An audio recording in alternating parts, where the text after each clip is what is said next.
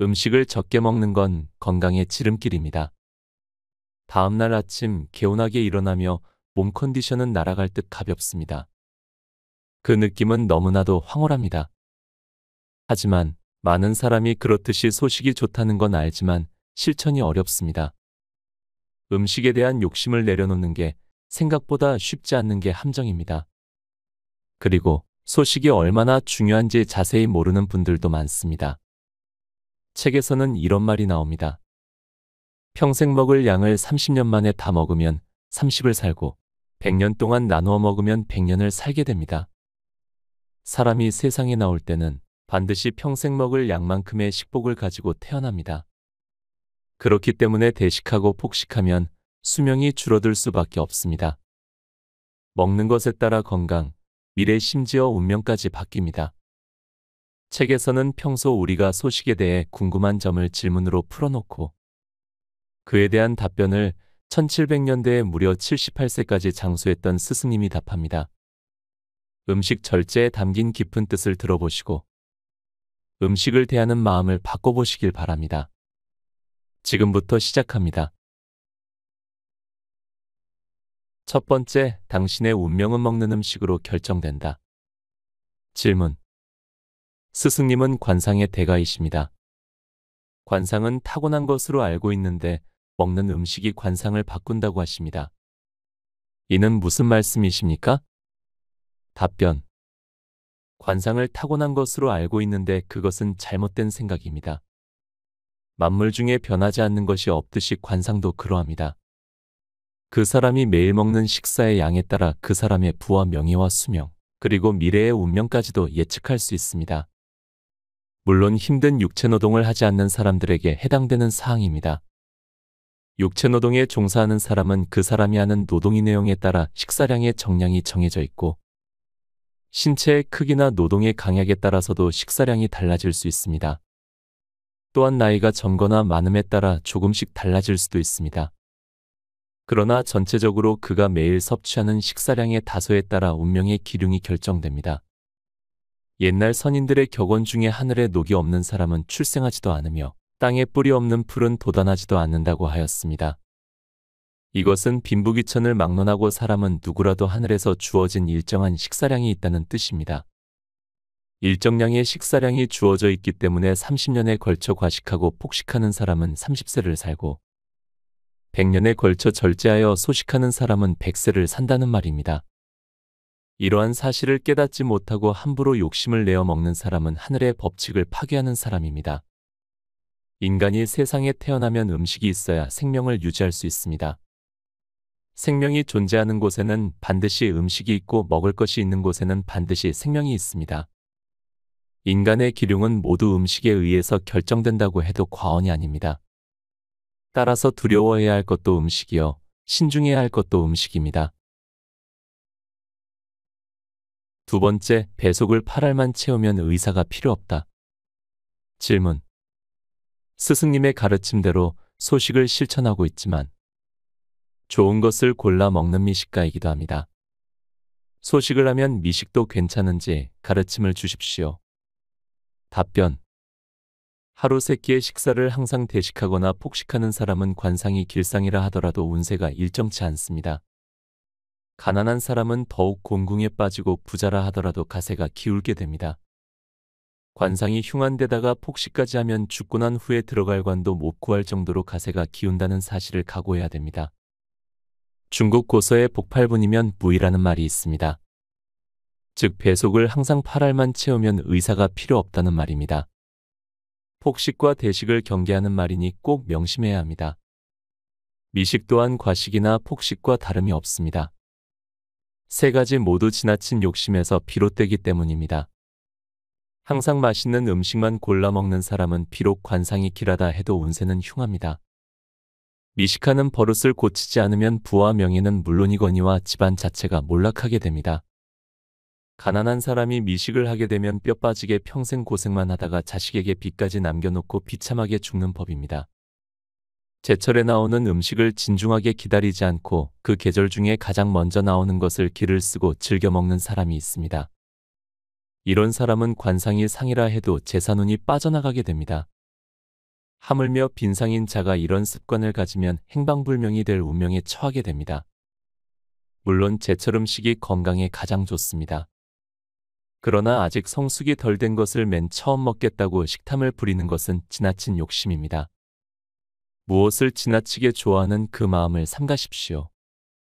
여름에는 덥기 때문에 몸을 시원하게 하는 과일과 채소가 좋고 겨울에는 춥기 때문에 몸을 따뜻하게 하는 곡물이 사람의 몸의 제격입니다. 식탐을 버리고 자연의 법칙을 겸허히 따르십시오. 논어에는 공자의 음식관이 잘 나와 있습니다. 그것을 우리는 공자의 불가식이라고 말합니다. 첫째, 음식이 갖는 본래의 빛을 잃으면 먹지 않는다. 둘째, 집에서 만들지 않은 음식은 먹지 않는다. 셋째, 제철에 난 것이 아니면 먹지 않는다. 이렇게 기록되어 있습니다.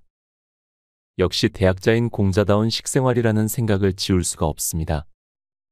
곡식과 채소처럼 검소한 음식을 먹는 것을 조식이라 부릅니다.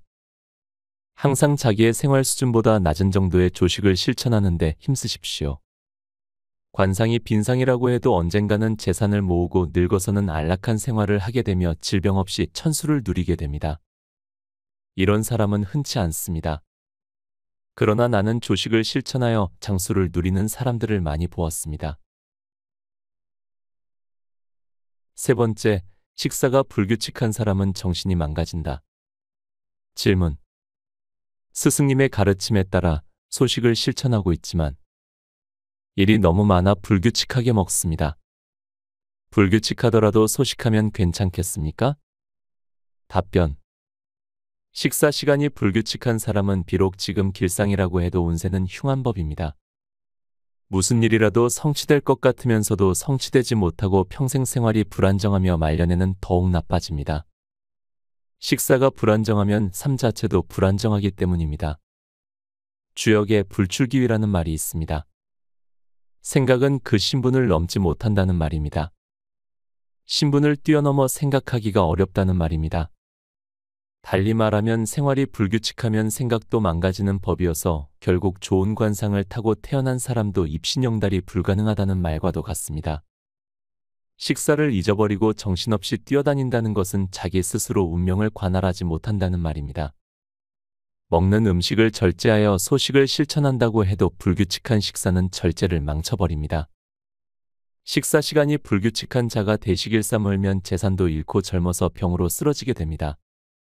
거기에다 관상이 흉상이라면 죽을 장소조차 정할 수 없어 거린 신세로 삶을 마감하는 법입니다. 주역에 과유불급이라는 말이 있습니다. 이 말은 문자 그대로 지나친 것은 부족함만 못하다는 뜻입니다. 지나치게 많이 먹는 것이나 식사 시간을 불규칙하게 하는 것은 모두 과도한 욕망의 표현입니다.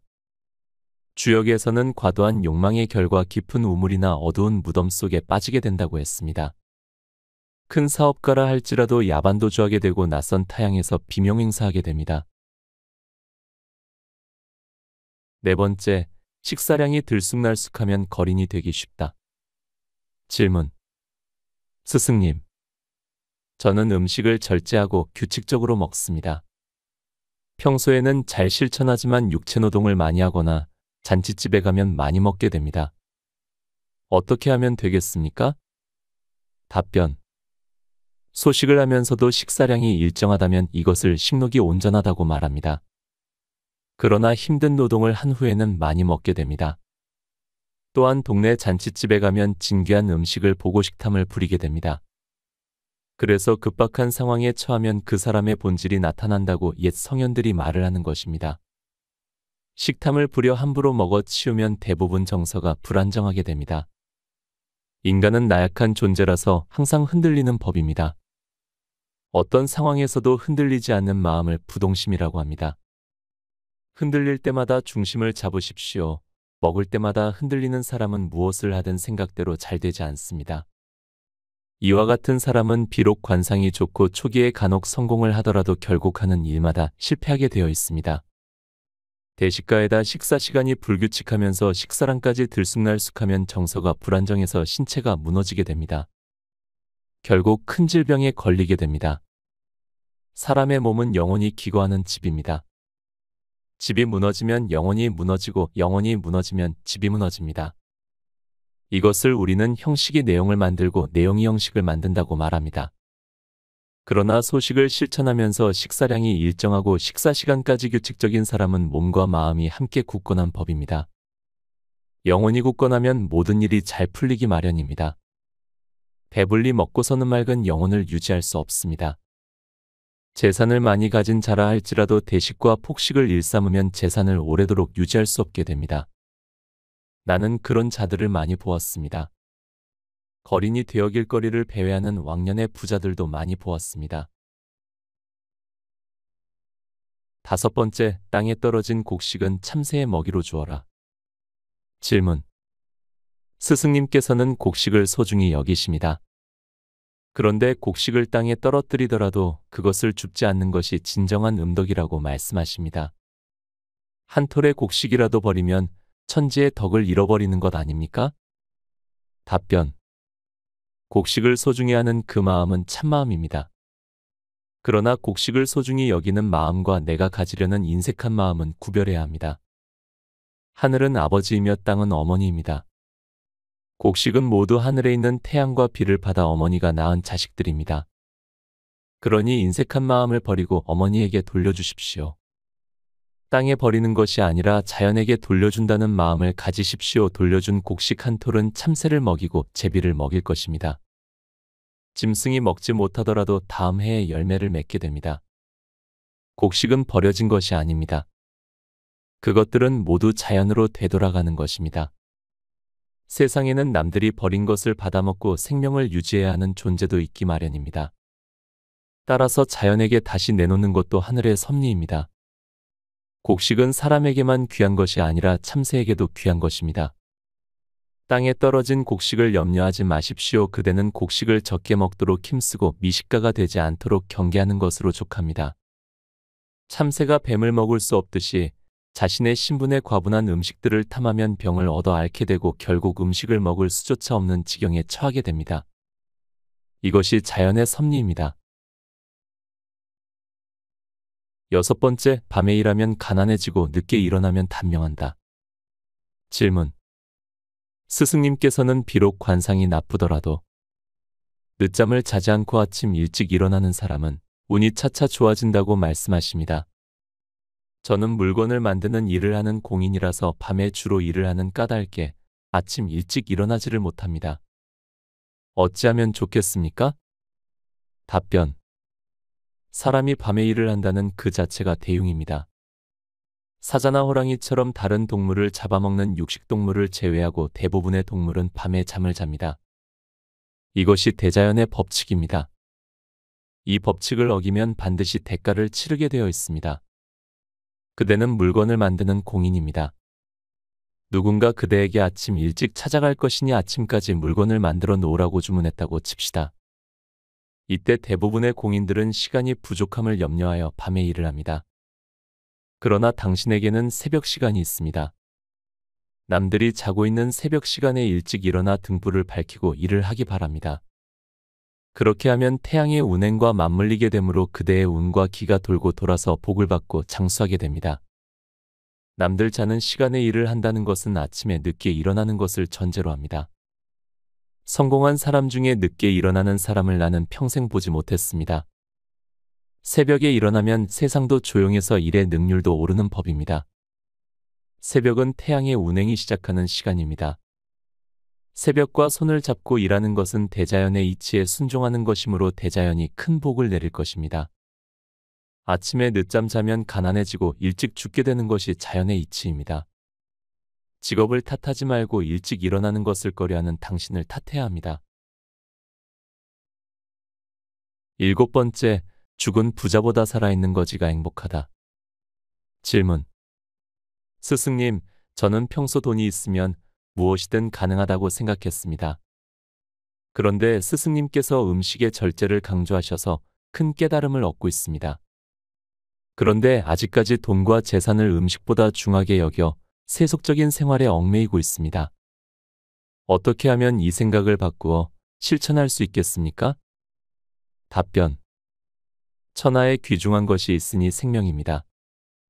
그대에게 생명이 없으면 돈은 아무런 의미가 없습니다. 죽은 부자보다 살아있는 거지가 행복한 법입니다. 그런데 생명을 지속시키는 것은 돈이 아니라 음식입니다. 왜냐하면 우리들은 하루도 먹지 않고 살아갈 수가 없기 때문입니다. 사람은 어머니 뱃속에 있을 때부터 이미 어머니의 음식을 즐기고 있습니다. 입덧이라고 부르는 것이 있습니다. 뱃속의 생명체부터 어머니의 모체를 통제하며 먹기 시작합니다. 어머니에게 입덧을 시켜 뱃속의 생명체가 원하지 않는 음식을 밀어냅니다. 뱃속에서 돈과 재산을 원하는 생명체는 없습니다. 죽기 전에 폭식하는 사람도 없습니다. 죽기 전에는 모든 음식을 끊기 마련입니다. 죽기 전에 돈과 재산을 갈망하는 사람 또한 없습니다. 인간은 어머니 뱃속에서부터 죽기 직전까지 먹습니다. 그런데 하늘이 내려준 양, 즉 식록만큼만 먹습니다. 부와 명예는 무한하지만 식록은 유한하다는 것을 명심하십시오. 너무 많이 먹어 이른 나이에 죽는다 해도 할 수 없습니다. 많은 재산을 모았다고 해도 할 수 없습니다. 그것으로 끝입니다. 지상에서의 생명이 끝났기 때문입니다. 인간은 어리석은 존재입니다. 죽을 때가 되어서야 후회하는 존재입니다. 따라서 죽기 전에 지금 여기에서 실천을 시작해야 합니다. 모든 실천은 깨달음에서 시작합니다. 실천을 머뭇거리지만 깨달은 그대는 그래서 훌륭합니다. 장수의 초입에 들어선 셈입니다. 곁에 두고의 짧은 생각. 배에서 꼬르륵 소리가 나는 건 축하의 소리입니다. 우리의 몸이 그동안 편하게 쉴 수 있었던 안도의 소리이기도 하죠. 소식을 오랫동안 실천한 분들의 말을 들어보면 이렇습니다. 저도 소식을 실천한 지 오래되어 갑니다. 몸도 가볍고 정신도 맑아요. 소식 알지만 실천 못했는데 왜 그래야 하는지 다시 깨닫게 됩니다. 사람도 우주의 일부이고 어떠한 생명체도 우주의 일부입니다. 본인이 먹어야 할 양을 넘쳐서 먹게 되면 우주가 준 양을 넘쳐서 먹게 됩니다.